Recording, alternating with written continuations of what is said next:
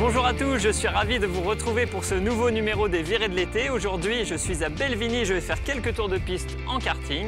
Elodie, elle, s'est rendue à l'Historial et va vous faire visiter ce musée qui raconte la Vendée à travers de très nombreux objets.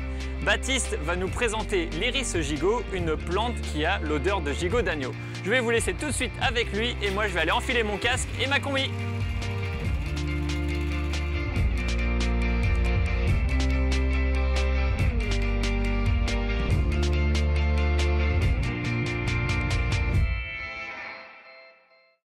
Salut à tous, aujourd'hui on se retrouve au potager extraordinaire en Vendée à la Motte-à-Char pour parler plantes insolites et plutôt parfums insolites.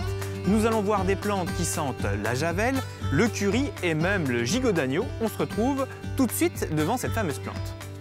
La première plante, la voici, l'iris foetida, l'iris puant ou alors iris gigot, car son feuillage, lorsqu'on le casse, a une légère odeur de gigot d'agneau.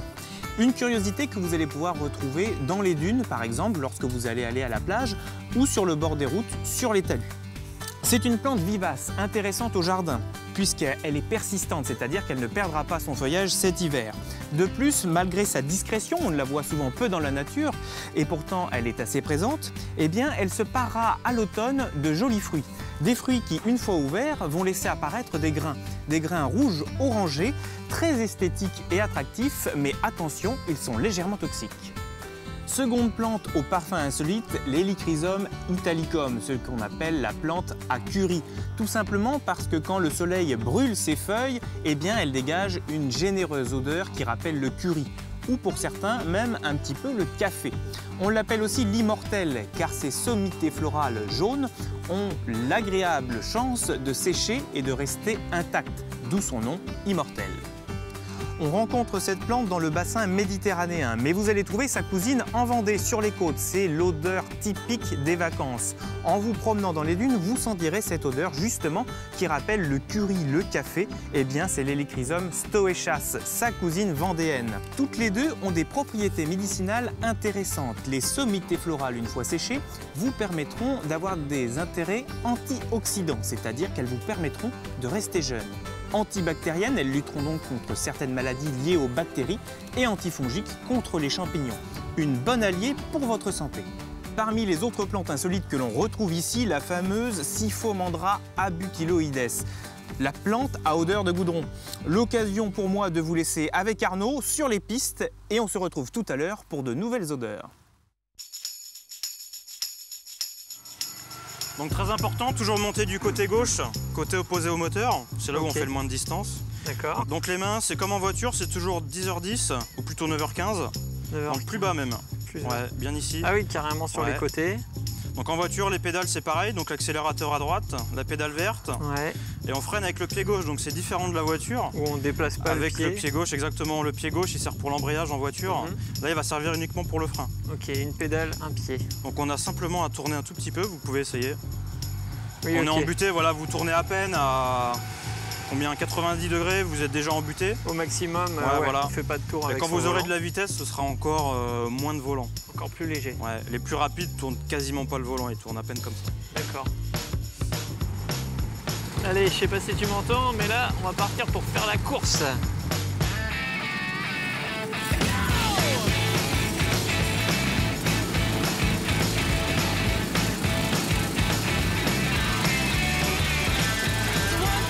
Take my hand and come with me because you look so fine that I really want to make you mine. I say you look so fine that I really want to make you mine. 4, 5, 6, come on and get your kicks. Now you don't need the money when you look like that, do you, honey? Big black boots, long brown hair. She's so sweet with her get back stare. Well, I could see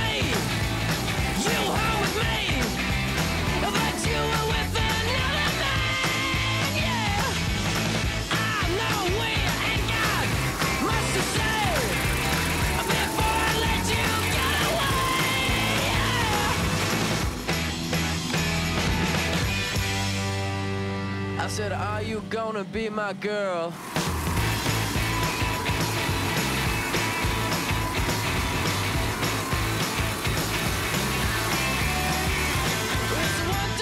Take my hand and come with me because you look so fine that I really want to make you mine. I say you look so fine that I really want to make you mine. Nous sommes de retour sur la piste de karting de Belvigny où on vient de faire l'activité. Je suis avec Anthony qui est professeur de karting. Anthony, ces kartings qu'on voit ici, je vois qu'il y a différents coloris, différents modèles. C'est parce que différentes personnes peuvent monter dedans. Ouais, exactement. Il y a un peu tout le monde qui peut faire du kart ici. On peut commencer à partir de 7 ans sur les petits karts rouges qu'on voit juste devant nous. Donc à partir de 7 ans, ces cartes-là peuvent être utilisées jusqu'à 14 ans, parce qu'à 14 ans, on peut passer sur les cartes bleues juste en face, qui sont donc réservées pour les plus de 14 ans jusqu'à pas d'âge. On peut rouler ici en famille. Tant qu'on peut faire du kart, on peut venir. Et on peut même faire du karting. On a vu qu'il y avait un karting biplace. Ouais, on a un biplace qui est juste là-bas. Il est réservé, alors pour un peu tout le monde. Ça peut très bien être des enfants qui ne peuvent pas faire du kart d'eux-mêmes, donc de 3-4 ans. On peut faire des personnes handicapées qui ne peuvent pas conduire un kart eux-mêmes.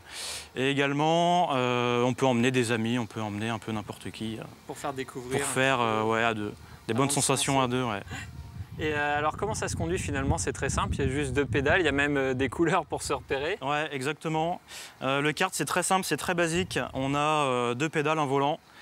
Donc la pédale d'accélérateur, la pédale de frein, le volant c'est basique, on ne peut pas faire plus simple. D'accord.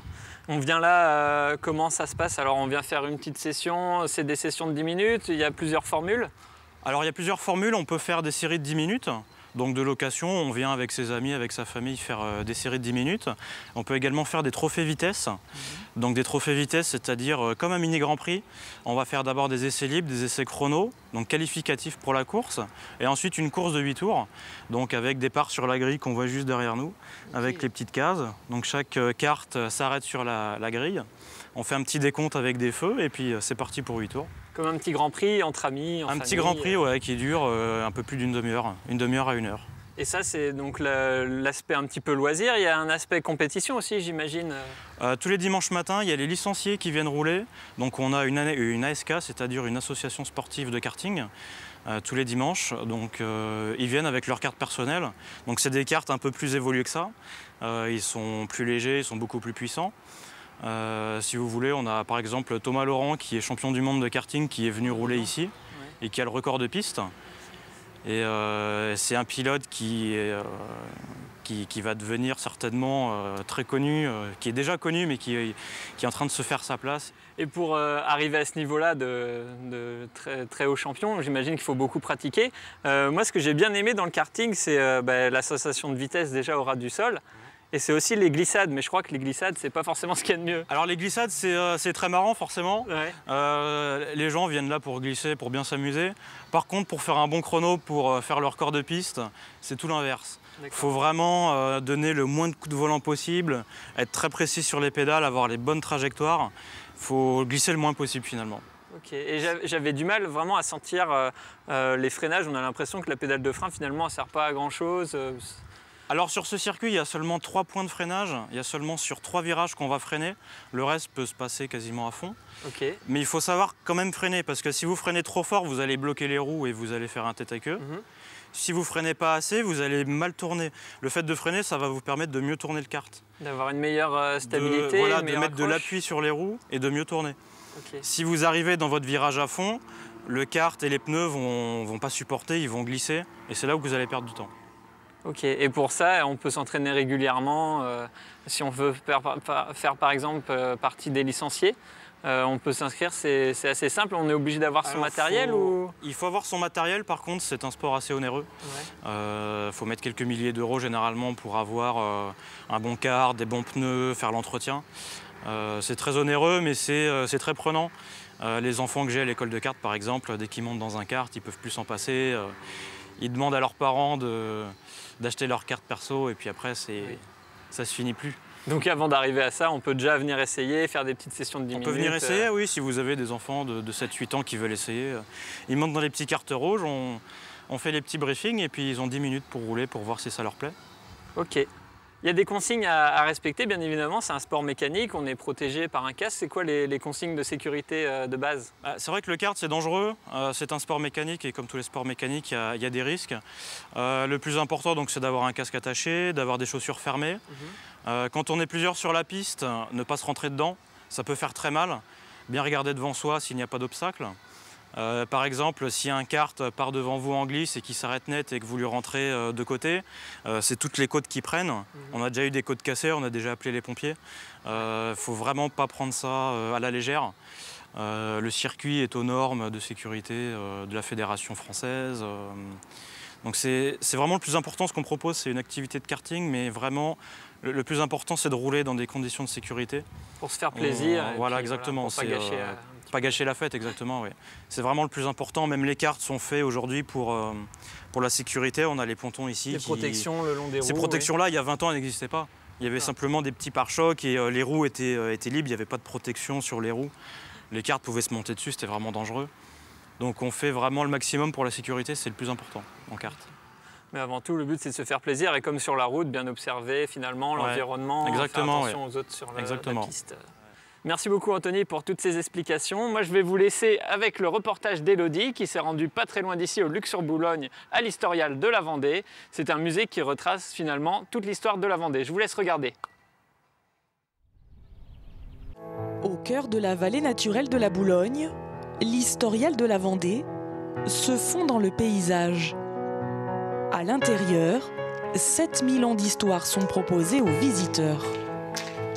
L'Historial, c'est un musée qui présente l'histoire de la Vendée, des origines jusqu'à aujourd'hui, donc avec différentes salles. Ça passe de la préhistoire par l'Antiquité, la guerre de Vendée, bien sûr, est abordée, le grand 19e siècle. Donc voilà, on peut vraiment choisir la période que vous souhaitez. Vous pouvez vraiment venir butiner la culture, le patrimoine vendéen à travers notre musée. En tout, 7 espaces dédiés aux différentes époques renferment quelques trésors de l'histoire. Dans la salle dédiée à l'époque moderne, on peut par exemple y trouver une tapisserie du XVIe siècle qui ornait jadis les logis. Nous sommes en plein dans la découverte du Nouveau Monde. Si vous regardez bien, déjà on a au centre un homme noir. À l'époque, peu ont vu déjà un homme noir. Et puis juste en bas, des animaux. On peut imaginer que ce sont une girafe et un éléphant, mais concrètement, si vous regardez bien, il y a des choses qui ne sont pas tellement en lien avec l'éléphant. Mais n'oublions pas une chose, c'est que qui est-ce qui va apporter ces enseignements, ces renseignements sur ces animaux qu'on n'a jamais vus en France? Ce sont les explorateurs. Donc on voit effectivement qu'on est dans le Nouveau Monde, qu'on a beaucoup de découvertes, beaucoup de nouvelles choses qui arrivent, mais au niveau des traductions, on est dans le balbutiement. Autre trésor de ce musée et de l'époque moderne, c'est Oran, une statue que l'on pose sur la tombe d'un défunt. Mais la période qui évidemment a marqué les Vendéens est bien sûr la guerre de Vendée. Dans cette salle, beaucoup de tableaux témoignent de cette époque, dont celui du peintre de Georges. Après la défaite de Cholet qui a eu lieu le 17 octobre 1793, certains des généraux ont été blessés, dont le général Bonchamp, qui est au centre du tableau. Le général Bonchamp est grièvement blessé après cette défaite à Cholet. Il rejoint Saint-Florent-le-Vieil et là, il est sur le point de mourir et il fait une action que l'on voit ici, puisque le général Bonchamp tend au général d'Autichamp, qui est juste à côté de lui, un papier. Sur ce papier, on peut voir indiqué « Grâce aux prisonniers ». Parce qu'en fait, Bonchamp, avant de mourir, va gracier 4000 prisonniers républicains. Et donc c'est cet événement marquant que le peintre de Georges a voulu immortaliser en réalisant le tableau qui est devant vous.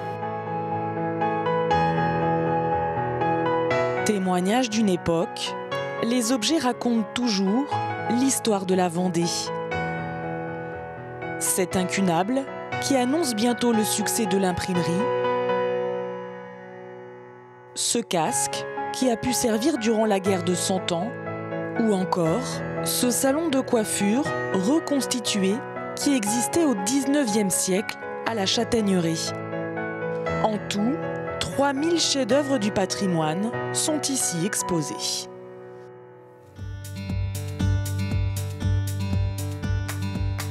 Alors pour une sortie culturelle, vous pouvez vous rendre à l'Historial. Pour une sortie un peu plus sportive, vous venez me rejoindre au volant du karting. Moi je vous laisse avec Baptiste et je continue mes tours de piste. De retour au potager extraordinaire dans le jardin plantes et parfums dédié aux parfums insolites pour parler d'une plante qui a une odeur particulière de javel. Cette plante, la voici. Il s'agit de Chenopodium ambroisoides. Vous la trouvez aussi sous le nom d'Isphania ambroisoides. C'est en fait en nom français l'épazote mexicaine.